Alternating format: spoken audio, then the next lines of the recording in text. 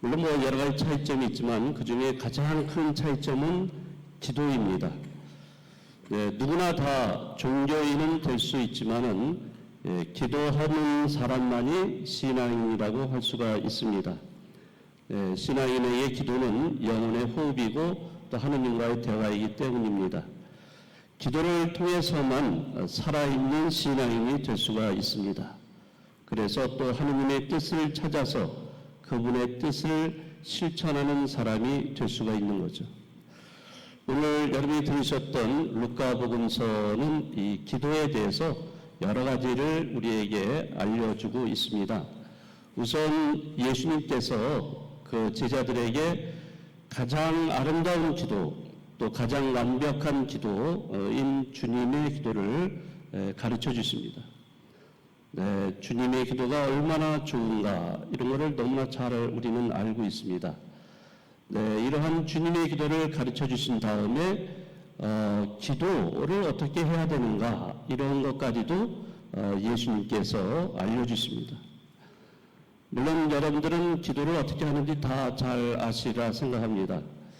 그렇지만 우리가 또 기도를 하다 보면은 또 잊고서 잘 못하는 이런 경우도 많이 있을 거예요. 오늘 예수님께서 이렇게 말씀을 해주십니다. 청하여라 너에게 주실 것이다. 찾아라 너희는 얻을 것이다. 문을 두드려라 너에게 열릴 것이다.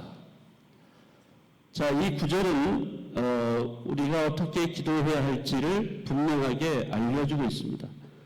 청하고 찾고 문을 두드리는 이러한 적극적인 행동을 통해서 기도하라 이런 말씀입니다. 하느님을 향해서 꾸준히 끊임없이 항도하게 기도를 바칠 때 하느님께서는 이것을 들어주신다는 거예요. 이러한 것을 구약에서 오늘 창세기에서도 우리에게 알려주고 있습니다. 아브라함이 하느님께 간절하게 기도를 올리고 있습니다.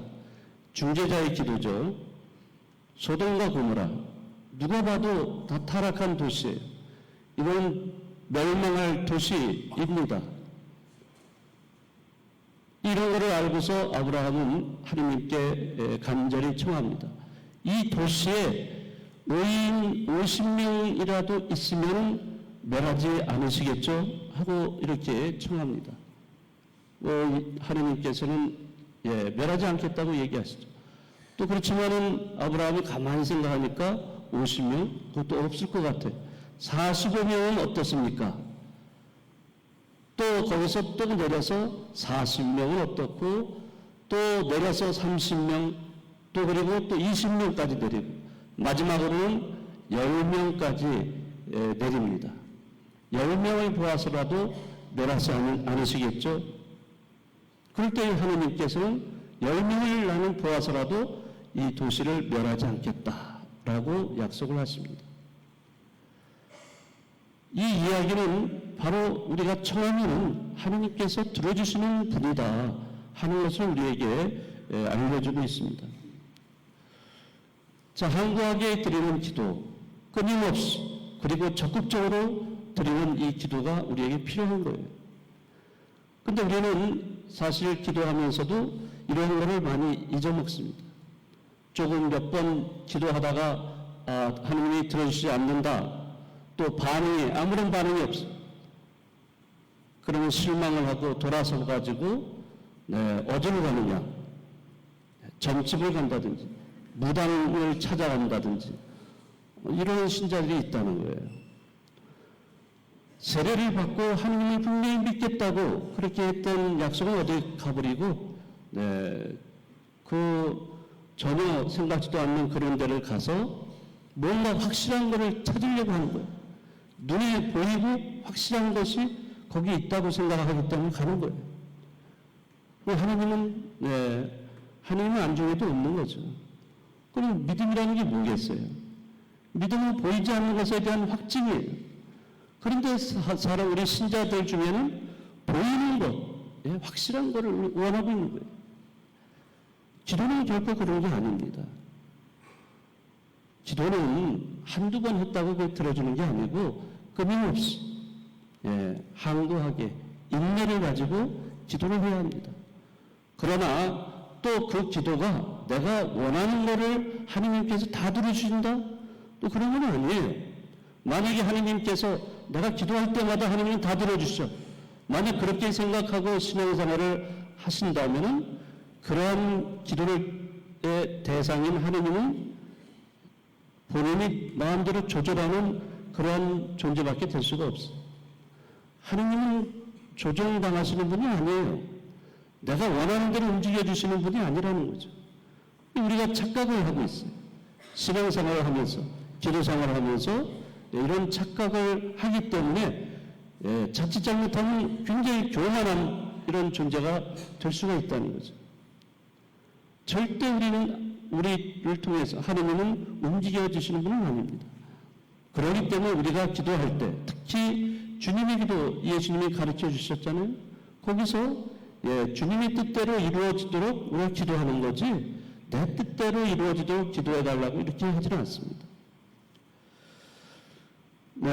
기도는 정말로 적극적으로 하느님께 매달리는 행위예요. 정말로 내 모든 것을 내놓고 그분께 내맡기고 그분이 뜻하시는 대로 이루어지도록 하는 것이 진정한 기도입니다. 그 내맡김 또 그분께 매달리는 이러한 자세, 모든 것을 맡기는 이러한 자세가 이제 우리에게 필요한 거예요. 그렇기 때문에 예수님께서는 청하고 구하고 문을 두드리는 사람이 얻을 것이다라고 분명하게 말씀을 해주십니다. 왜? 하느님은 당신 자녀들을 극진히 사랑하시는 분이기 때문에 자비를 베푸는 분이시기 때문에 누구든지 그분에게 청하면 얻을 수 있는 거예요. 그분이 뜻하시는 것을 얻을 수가 있는 겁니다. 그러나 기도가 조금 더 깊어지고 더 높아질 때 그 기도는 하느님을 찬미하고 하느님께 찬양을 드리고 하느님께 영광을 드리는 그런 기도로 변해갈 겁니다. 그것이 진정으로 훌륭한 기도, 더 아름다운 기도라고도 할 수가 있습니다. 어떤 분이 계셨는데 그분은 굉장히 신장이 안 좋으신 분이었어요. 그래서 20년째 신장 투석을 해오시는 분이었어요.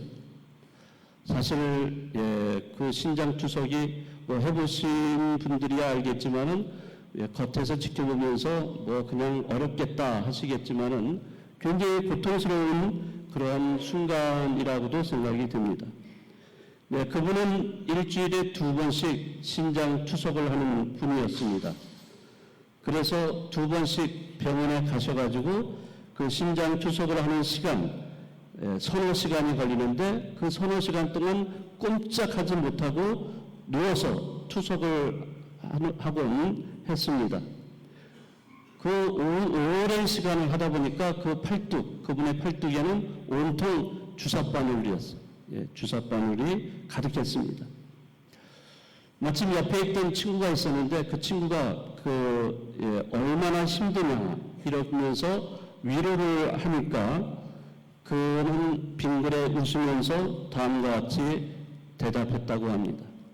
나에겐 투석하는 시간이 미사를 드리는 시간인걸. 이 이야기를 들은 이 친구가 정말 뭉클한 전율이 가슴에 와닿았다고 합니다.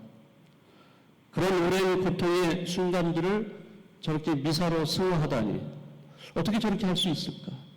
저런 고통 속에서도 하느님께 감사하는 마음으로 그 시간이 오히려 미사 시간이고 기도하는 시간이다 라고 이렇게 고백할 수 있다는 것은 정말 대단한 것이죠.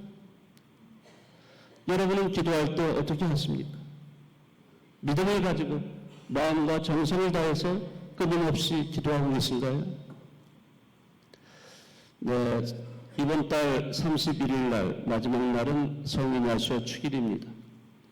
이냐시오는 일생을 하느님의 더 큰 영광을 위하여 이러한 모토를 가지고 살아오셨던 분입니다. 하느님의 더 큰 영광을 위하여. 우리도 이 성인처럼 늘 기도하면서 하느님께 더 큰 영광을 드리는 그런 신앙생활이 됐으면 좋겠습니다. 네, 강론을 마치면서 성 이냐시오의 기도를 잠깐 읽어드리도록 하겠습니다. 주님, 저를 온전히 받아주소서. 저의 모든 자유와 저의 기억과 지혜, 저의 모든 의지와 제게 있는 것과 제가 소유한 그 모든 것들을 받아주소서. 주님께서 이 모든 것을 제게 주셨으니 주님께 모두 돌려드리나이다. 이 모든 것들은 주님의 것이오니 온전히 주님 뜻대로 처리하소서. 그리고 제게는 주님의 사랑과 은총을 주소서. 제게는 그것으로 족하겠나이다. 아멘.